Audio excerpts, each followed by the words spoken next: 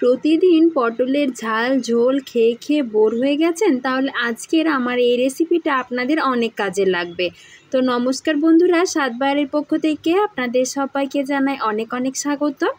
আশা করছি সবাই ভালো আছেন, সুস্থ আছেন। প্রতিদিনের মতো আজও একটা নতুন রেসিপি নিয়ে হাজির হয়েছি। আজ বানাবো সম্পূর্ণ নিরামিষ ছানার পটল দিয়ে ডালনা, যেটা খেতে কিন্তু দুর্দান্ত লাগে। আপনারা ভাত, রুটি, পরোটা, পোলাও যার সাথেই পরিবেশন করুন না কেন, খেতে দুর্দান্ত হয়। তাহলে চলুন ঝটপট শুরু করা যাক আমার আজকের রেসিপি। সবার প্রথমে আমি এখানে নিয়ে নিয়েছি প্রায় 400 গ্রাম মতন ছানা। এবার ওই ছানাটার সাথে দিয়ে দিচ্ছি সামান্য পরিমাণ একটু গোলমরিচের গুঁড়ো। তার সাথে বাইন্ডিংয়ের জন্য দিয়ে দিয়েছি 1 চামচ মতো ময়দা, আর দিয়ে দিচ্ছি 2 চামচ মতো গুঁড়ো দুধ।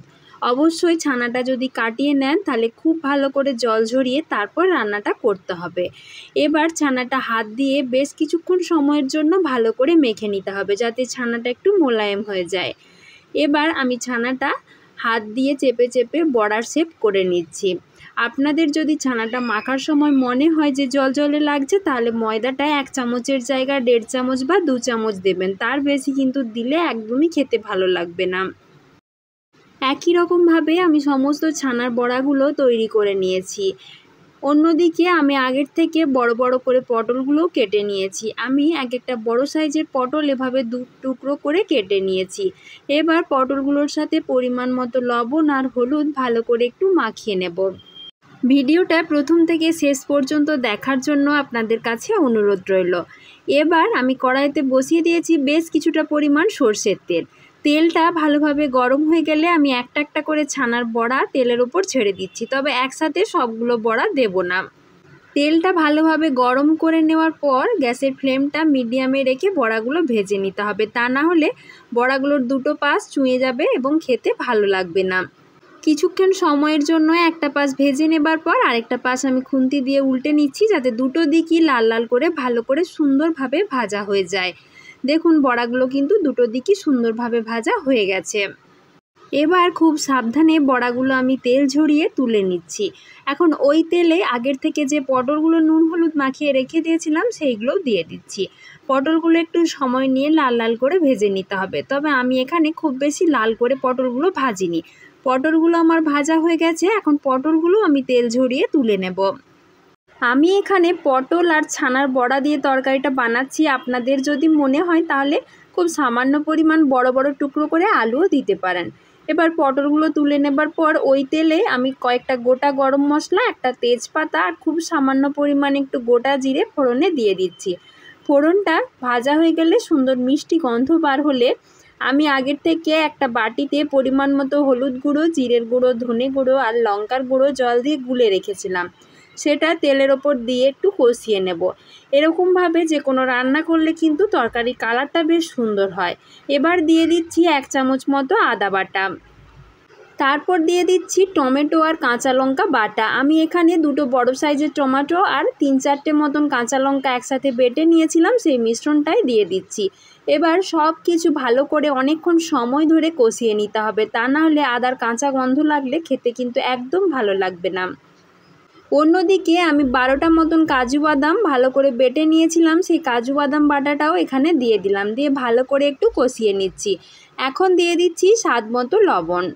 গ্যাসের ফ্লেমটা কমিয়ে রেখে বেশ কিছুক্ষণ সময় ধরে মশলাটা ভালো করে কষিয়ে নেব, যাতে মশলার কাঁচা গন্ধটা পুরোপুরি চলে যায়। এখন দিয়ে দিচ্ছি সামান্য পরিমাণ একটু চিনি। এবার মশলাটা থেকে তেল ছাড়তে শুরু করে দিয়েছে। এখন আগের থেকে যে পটলগুলো ভেজে তুলে রেখেছিলাম সেইগুলো মশলার সাথে দিয়ে দিচ্ছি, দিয়ে ভালো করে অনেকক্ষণ সময়ের জন্য কষিয়ে নেব। আমি প্রায় 5 মিনিট মতো গ্যাসের ফ্লেমটা একটু কমিয়ে রেখে পটলগুলো মশলার সাথে কষিয়ে নিয়েছি। দেখুন তরকারিটার কালারটা কতটা সুন্দর হয়েছে। এবার দিয়ে দিচ্ছি জল। এখানে কিন্তু অবশ্যই হালকা গরম জল দিতে হবে, ঠান্ডা জল দিলে তরকারির টেস্ট কিন্তু নষ্ট হয়ে যাবে।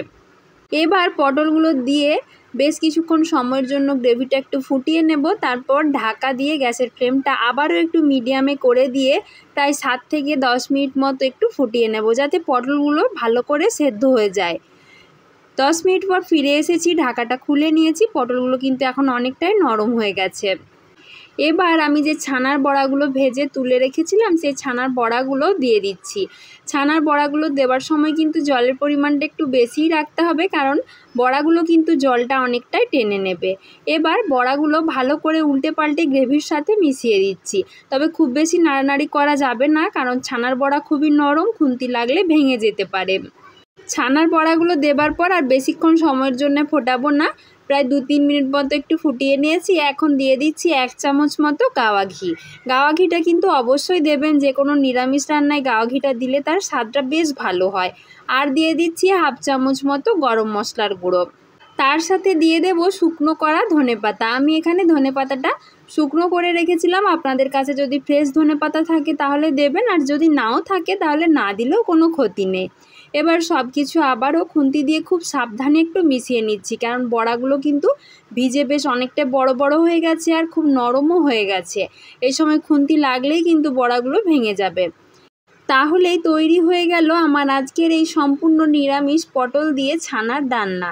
এটা খেতে কিন্তু দুর্দান্ত হয়। আপনারা যে কোনো নিরামিষ বা আমিষ দিনে এই রেসিপিটা একবার হলেও বাড়িতে বানিয়ে দেখবেন, তারপর আমাকে জানাবেন খেতে কেমন হয়েছিল। তার সাথে আমার আজকের রেসিপি যদি আপনাদের ভালো লাগে তাহলে অবশ্যই একটা লাইক করে দেবেন, আর সবার মাঝে বেশি বেশি করে শেয়ার করবেন যাতে সবাই দেখতে পায়।